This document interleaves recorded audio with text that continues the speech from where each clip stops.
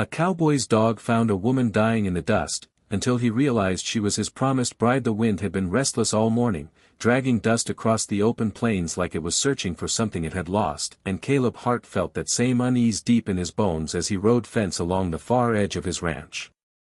He wasn't a man who believed much in signs or fate anymore. Life had beaten that habit out of him years ago, but something about that day refused to sit quiet in his chest.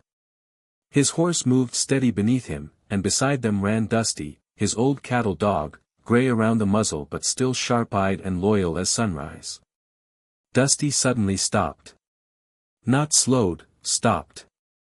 His ears lifted, his body stiffened, and then he let out a low whine that Caleb had only heard once before, the day he found a calf tangled in barbed wire and bleeding out.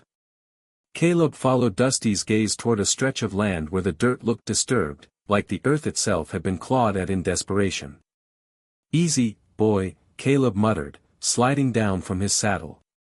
The wind died all at once, like the world was holding its breath.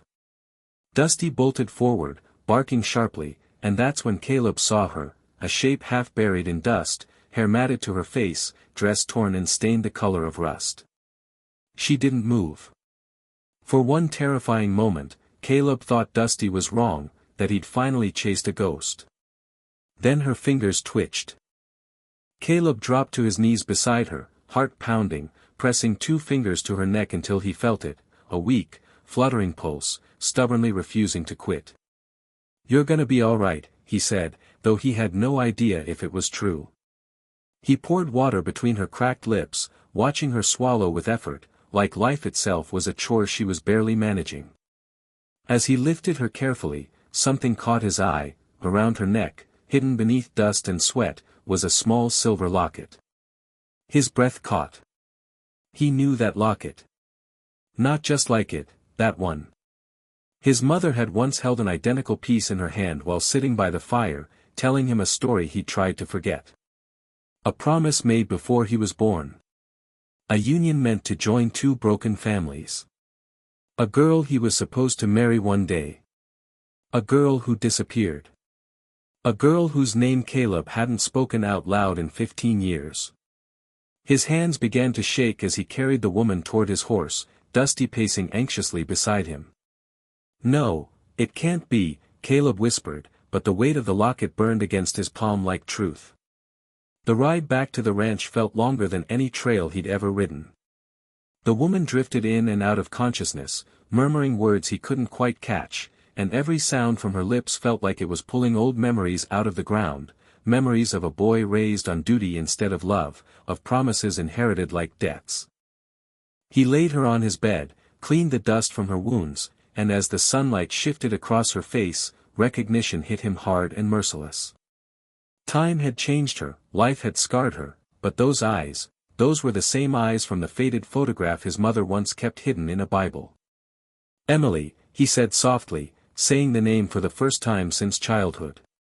Her eyes fluttered open just long enough to focus on him, and with a voice so weak it barely carried, she whispered, "You found me." In that moment, Caleb understood something that shook him deeper than any storm. This wasn't an accident, and it wasn't just survival. The past he had buried was standing up, demanding to be seen, and whatever had nearly killed Emily out there in the dust wasn't finished yet.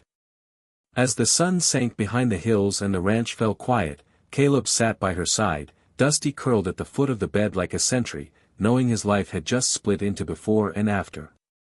And as you listen to this story unfold, remember, sometimes the miracle doesn't arrive on horseback, sometimes it runs on 4 legs and refuses to give up. Night settled heavy over the ranch, the kind of night where the stars felt close enough to touch but offered no comfort at all, and Caleb Hart hadn't slept even a single minute.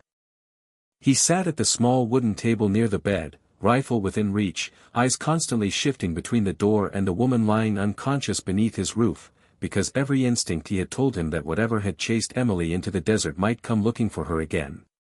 Dusty lifted his head once, low growl rumbling in his chest, and Caleb placed a steady hand on the dog's neck, whispering calm he didn't fully feel. When Emily finally woke, it wasn't with a gasp or panic, but with quiet tears slipping sideways into the pillow as if she'd already cried herself empty long before reaching his land. She tried to sit up and winced, and Caleb gently helped her, offering water again, watching her like a man afraid she might vanish if he blinked. For a long time, neither of them spoke, the silence thick with years of absence and words that had rotted inside both of them, until Emily finally broke it, her voice low and cracked, asking the question that mattered most.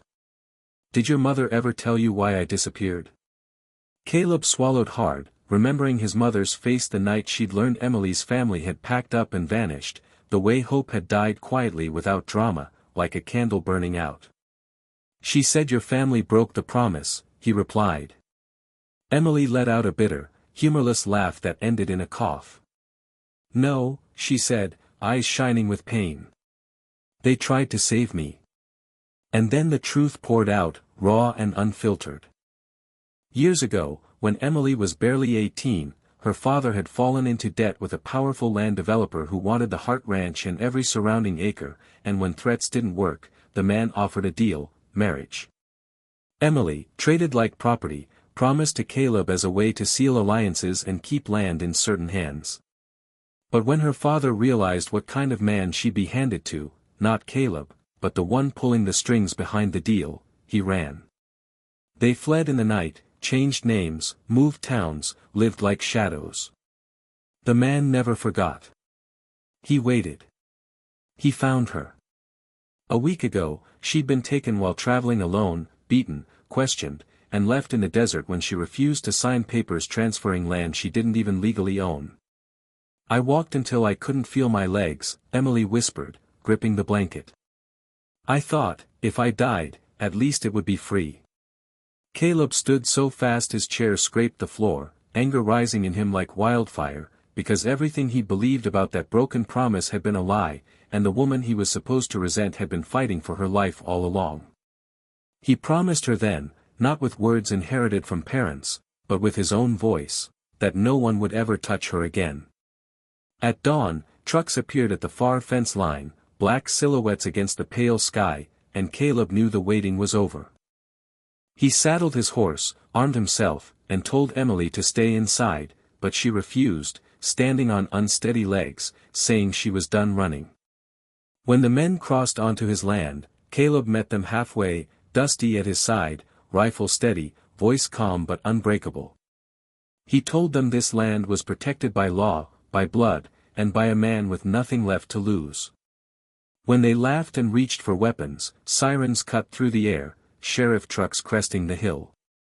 Emily had used Caleb's radio in the night, calling in evidence, names, locations, everything she'd memorized while being held captive. The men were arrested in the dust they'd tried to kill her in. Weeks later, as wounds healed and fear slowly loosened its grip, Emily stood beside Caleb under an open sky, the old silver locket resting warm against her heart, no longer a symbol of obligation but of survival. They weren't bound by a promise made before they understood love, they chose each other freely, standing on land that had nearly destroyed them but now felt like home. And as Dusty lay between them, tail thumping softly, Caleb realized the truest vows aren't written in contracts or spoken by parents, they're written in the moment someone chooses to stay when leaving would be easier. If this story moved you, if you believe loyalty can save lives, that destiny can wait but never disappears, make sure you subscribe to the channel, because more powerful stories like this are coming, and you won't want to miss a single one.